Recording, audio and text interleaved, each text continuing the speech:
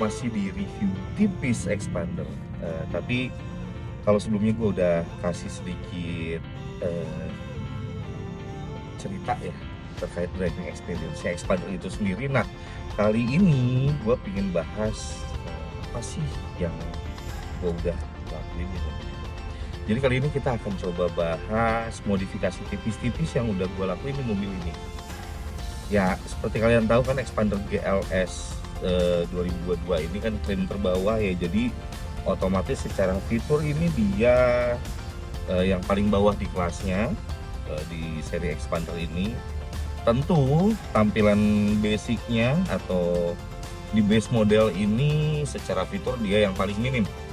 Oke, jadi supaya pengalaman berkendaranya ini lebih menyenangkan, ada beberapa ubahan yang gue lakukan di mobil ini. Nah, pertama mungkin di bagian interior ini yang memang sehari-hari akan kalian lihat. Nah, yang pertama ini adalah yang menurut gua paling penting untuk kalian upgrade di expander kalian, yaitu armrest. Jadi gua pakai armrest yang ini model yang biasa. Jadi dia bisa dibuka tutup, kemudian nanti storage di dalamnya dia tetap manfaatin storage bawahnya si expander. Kalian tinggal copot tutup atasnya aja, dan ini plug and play. Ada perekat 3M yang kalian tinggal pasangkan langsung di konsol tengah si expander ini. Oke, yang kedua terpenting adalah, nah ini gue pasang USB fast charging dari Auto Project ya. Ini plug and play, jadi kalian nggak perlu motong-motong kabel. Kalian tinggal mungkin bongkar dari dashboard dan mungkin dari panel AC-nya.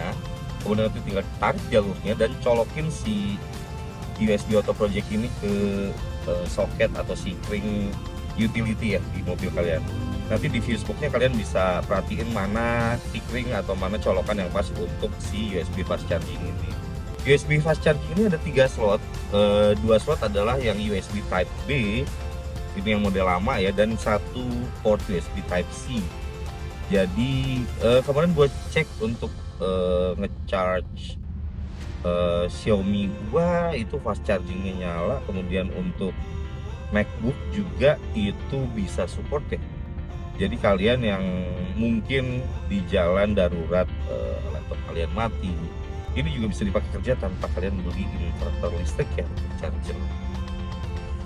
Kemudian lari ke bagian audio. Nah, audio standar expander ini kan dia masih suaranya nggak bisa dibilang jelek, tapi memang kan secara detail dan secara frekuensi dia nggak fully coverage ya. Jadi ini gue tambahin 2 tweeter dari Celo.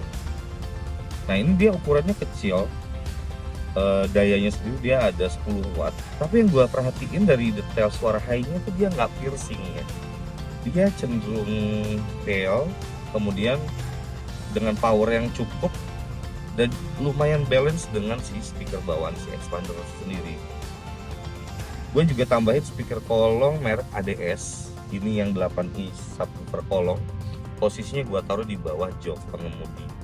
Kalian tinggal posisiin subwoofer unitnya sendiri di bawah jok, pastiin posisinya udah firm dan gak geser-geser ya, untuk ngemaksimalin suaranya. Nah, kemudian ada beberapa part yang perlu kalian beli, yaitu kabel audio yang nggak perlu part tertentu, tapi mungkin pastiin kabelnya itu cukup besar untuk kita ambil daya langsung dari akinya. Nah, kalian tinggal tarik jalur dari bawah jok pengemudi, dirapikan aja di bawah konsol box ini, kemudian lari ditembuskan ke belakang glove box. Nah, itu jalurnya ada langsung ke jalur akinya. Kemudian kalian perlu untuk tambahan sikring direct ya, yang dari kabel audio tersebut ke aki. Jadi untuk make sure kelistrikan di mobil ini tidak ada isu ya ketika ada masalah pada saat instalasi. Nah, untuk yang inputnya sendiri nanti kalian bisa langsung ambil dari head unit utamanya yang standar itu. Lalu ubahan lain yang menurut gue cukup fungsional yaitu TPMS monitor. Nah, ini gue nggak pakai yang model-model tertentu yang bisa ditempel di kaca atau lainnya. Ini modelnya yang displaynya kita taruh langsung di atas dashboard. Kemudian powernya itu sendiri dia bisa di charge menggunakan kabel micro USB. Namun dia juga ada solar panel di atasnya, sehingga ketika kalian driving di siang hari itu juga akan membantu mengisi daya dari si unit TPMS itu sendiri. Nah, si sensornya sendiri itu bukan sensor yang internal ya, sengaja gue pilih sensor yang eksternal. Kenapa? Karena pertimbangannya itu kan instalasinya juga jauh lebih mudah dan bisa dikerjakan sendiri tanpa kalian harus repot atau keluar biaya ke bengkel. Lalu untuk kalian yang mungkin rutin untuk merotasi ban mobil, sensor TPMS eksternal ini sangat-sangat praktis ya untuk digunakan. Jadi ketika kalian switching dari ban depan ke belakang, dari kanan ke kiri, kalian tinggal posisiin TPMS-nya di tempat yang semestinya. Dan TPMS tersebut sudah bisa langsung kalian gunakan kembali.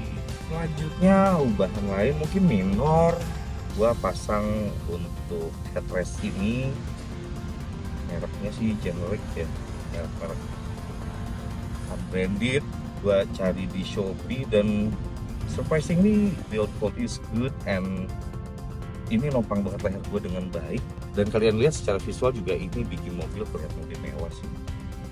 Tapi di jok penumpang gue nggak pasangin headrest yang sama, di situ gue pasangin penang kepala, jadi ketika penumpang di sebelah tidur itu dia posisinya kesangga kiri dan kanan, dan itu cukup enak sih.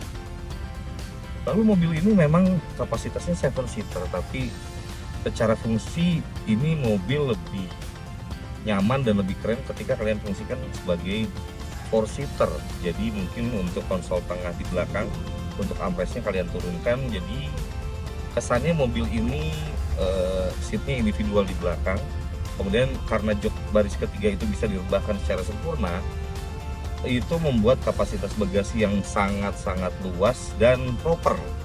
Jadi ini nggak kelihatan bagasi yang jok ditekuk ya, karena ini betul-betul rata lantai. Bagasi expander ini terlihat apa adanya ketika kalian tekuk bagasinya.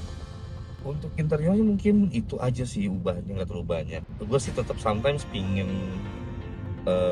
merubah nih, pingin ngulitin si jok-joknya ini pakai Vision Levante. So far sih masih kita cari modelnya dulu, nanti kita update ya. Kemudian ubahan di dalamnya untuk lampu kabin berubah jadi LED putih ya, jadi ini lebih kelihatan modern dibanding bawaannya yang masih bohlam warna kuning. Lalu di bawah jok penumpang dan jok pengemudi ini gua pasang LED running light. Jadi ini yang biasa dipasang di running light di headlamp sih, gua fungsiin sebagai lampu polong di kaki pengemudi ya. Nah, keunggulannya pertama sih cahayanya lumayan terang dan lumayan glowingnya tuh mewah ya. Kemudian ketika kalian start up mobil kalian atau kalian kontak ACC, itu dia ada animasinya dari si lampunya itu sendiri, jadi bikin tampilan mobil nggak terlalu monoton. Kemudian ubahan yang lainnya yang menurut gue cukup penting sih di karpet ya. Nah ini gue pakai karpet mie yang dia udah pakai dengan expander dan dia ada bordir expandernya, jadi ini kelihatan OEM look dari expandernya itu sendiri. So far si karpet mie ini memang ada beberapa kekurangan yang dimana ngebersihinnya juga cukup repot, dan kalau kalian mungkin kurang telaten ngerawatnya, itu dia akan bau untuk si karpet mie itu sendiri. Tapi di kondisi normal, ketika kalian jalan dari luar dan ada debu-debu atau sedikit pasir di sepatu, di karpet mie ini dia kotorannya langsung jatuh ke dalam, sehingga bikin tampilan mobil itu selalu fresh, selalu kelihatan lebih bersih. Beda dengan karpet bawaannya mobil yang ketika ada debu dan lumpur itu betul-betul kelihatan si kotorannya itu. Mungkin untuk interior hanya itu saja sih. Nah, kita lari ke bagian eksterior. Di eksterior nggak ada perubahan besar yang gue lakuin. Berhubung kayak expander GLS ini warna hitam, overall look yang gue pengen ambil adalah dia temanya black on black ya. Jadi dari mulai pertama mungkin tulisan di atas bonet, tulisan di atas kap mobil yang expandernya itu gue sengaja pilih yang warna hitam. Kemudian tulisan expander yang di belakang itu juga sama, gue ganti dengan tulisan mica yang warna hitam juga. Kemudian ada beberapa detail-detail stiker Pirelli yang nyerminin driving, yang dia nyerminin rally, dia supaya dia nyerminin esensi rally dari si Mitsubishi. Terus ini untuk di dynamic shieldnya ini kan untuk chrome-nya cukup ngejreng ya di bodi yang hitam polos ini. Jadi gua sengaja bikin si chrome depannya ini menjadi black chrome secara overall look, jadi mobil ini kelihatan satu nada monokromatik dengan beberapa aksen merah sih sekelilingnya.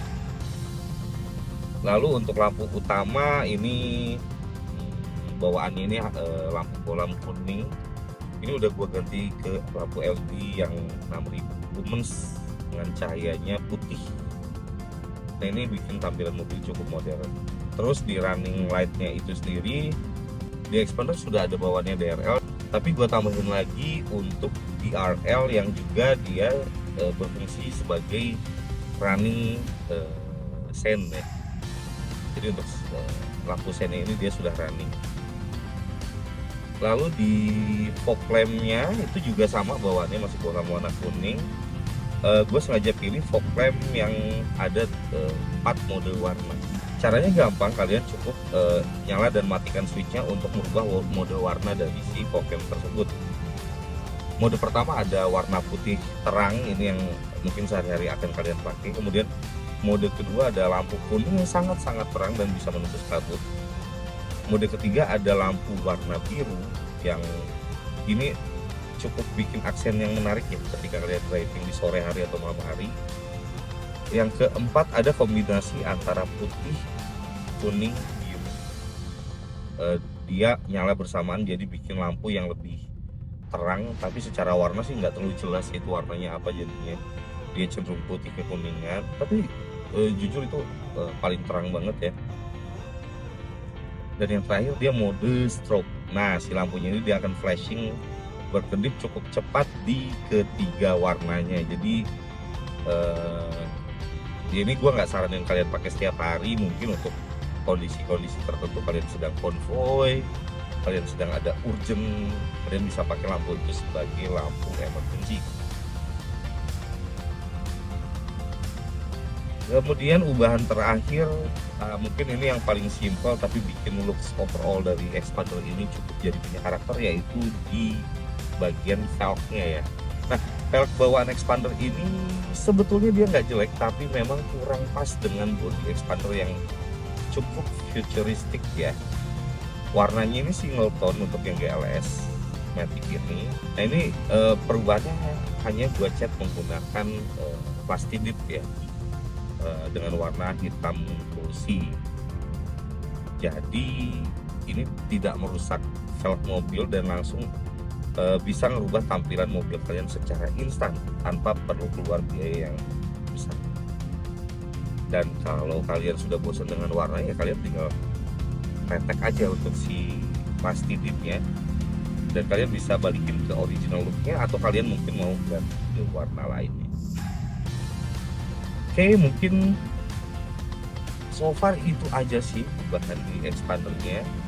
Ya siapa tahu berguna untuk kalian yang lagi cari inspirasi ya untuk ya modif-modif tipis lah untuk Xpandernya. Oke, sampai ketemu di video berikutnya. Kalau kalian suka please like video ini, subscribe kalau kalian mau. Itu aja mungkin. So thanks for watching, bye.